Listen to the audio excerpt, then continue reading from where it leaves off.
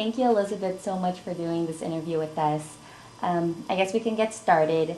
I just wanted to ask you if you can tell us a little bit about your last assignment as principal for Los Angeles Unified School District. Sure. The last job that I had as principal was at a school by the name of Panorama City Elementary School. It's in the San Fernando Valley. And I was there for 2 years. It was a virtually brand new school. It had a population of over 700 students. About 93% of those were Hispanics. The others were a few Asians, a few Filipinos, a few black, and a few other white students. And about over 400 of those students were identified as English learners. So it was in the range of about 60%, a little bit less than 6% of the students were English learners.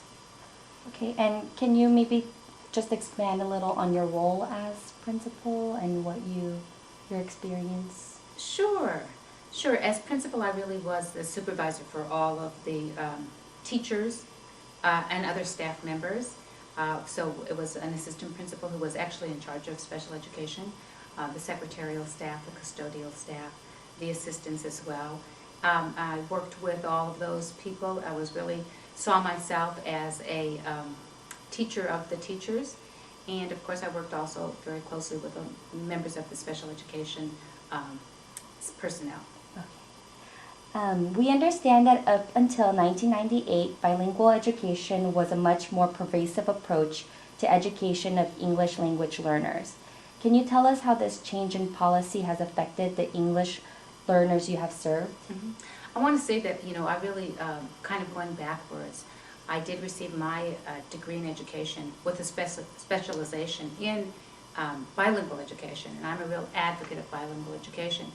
And after Proposition 227 here in California that stated that really the overwhelming majority of instruction would have to be in English in a structured English immersion program, I saw that it affected all of our English learners to different degrees.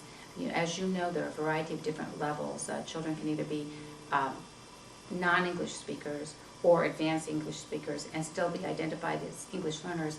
But particularly for the non-English speakers, I think it was really difficult for them in a structured English immersion program in terms of being overwhelmed by the English when they really had another language that they had come from. So I saw that being difficult for them and for their families as well. So what are some of the challenges the family of an English language learner faces in communication with school personnel and specifically the IEP team? Right. Well, obviously we have, in Los Angeles Unified School District, we have over 80, I think it is, languages other than English that parents and children speak at home. So that makes it difficult for staffs actually to be able to talk and communicate with all children and families of English learners. In the case at Panorama City Elementary School, actually, the majority of our English learners were from Spanish-speaking homes. And we had a lot of staff that was able to help them, so that was a really good thing. Nevertheless, there are challenges, really both cultural and linguistics, with families.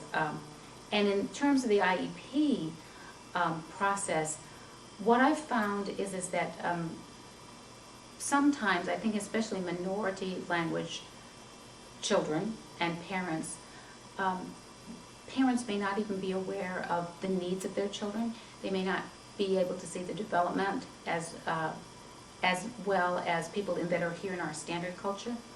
And additionally, sometimes I really have noticed that there can be almost a stigma attached to children being different.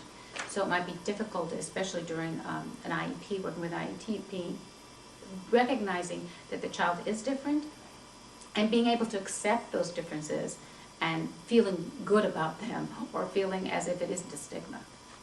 So there weren't specific translators. You guys would not hire translators. It'd be more like the staff members. Mm-hmm. Or in Panorama City Elementary School, we actually had enough staff that we didn't need translators for the Spanish speakers. It is interesting, though, in Los Angeles Unified School District, I do remember when I was a principal at another school, we had a very arcane language, and we were able to call up, and somebody from downtown came in to be a specific translator during the IEP process. But that still leaves the parent on a daily basis not being able to communicate effectively with the school staff. Right. So, what sorts of challenges have you seen for professionals working with special education in English language learners? Well, I think, what's interesting is that I think that the professionals really have challenges on both levels. So we as educators are, there are special needs of English language learners. That's number one. Special education students also have other needs that are specific. So it's almost like our children that are both special needs children and English language learners present us with a dual challenge in terms of meeting them. So I think that that's number one. Number two, obviously, English learners are, their language challenged. They don't know English as well. So meeting their needs means we need to be aware of the fact that where they are in that continuum of learning English, and that makes it be different in terms of working with their special education needs as well.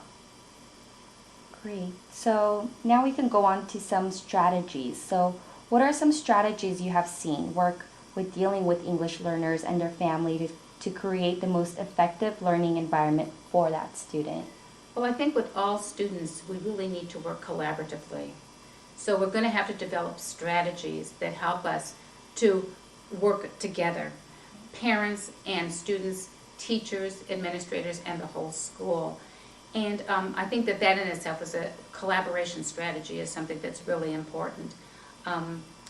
I think that, when we really look at different programs that we use with children, I think one of the things that I've seen that has been good since Prop 227, when we went from bilingual education to structured English immersion, is that we really, at least in Los Angeles Unified School District, we've really focused in on our open court program, reading program, which is a very comprehensive program, and the fact that everybody uses that from kindergarten through an elementary school, that helps us be clearer about what our goals are, and that helps then parents to understand what the goals are if we speak with them about that. I think that working with commonalities is really important. At Panorama City Elementary School, we did math workshops because parents of children of second language learners, they know numbers. They know this means 5. They know a written number means 5. So we can help them to recognize that as a talent and a strength that they can help their children with at home. So I think that those are some important strategies that we have. Perfect. And are there any other specific programs, or have you mentioned? One of the really good things in LA Unified is that we just recently, within the last few years, created a very standards-based English language development program for students. And we're training teachers how to use that program, and we're working with it, and it really enables teachers to be able to challenge children if they're at level 1 or level 5 on that continuum of English language development.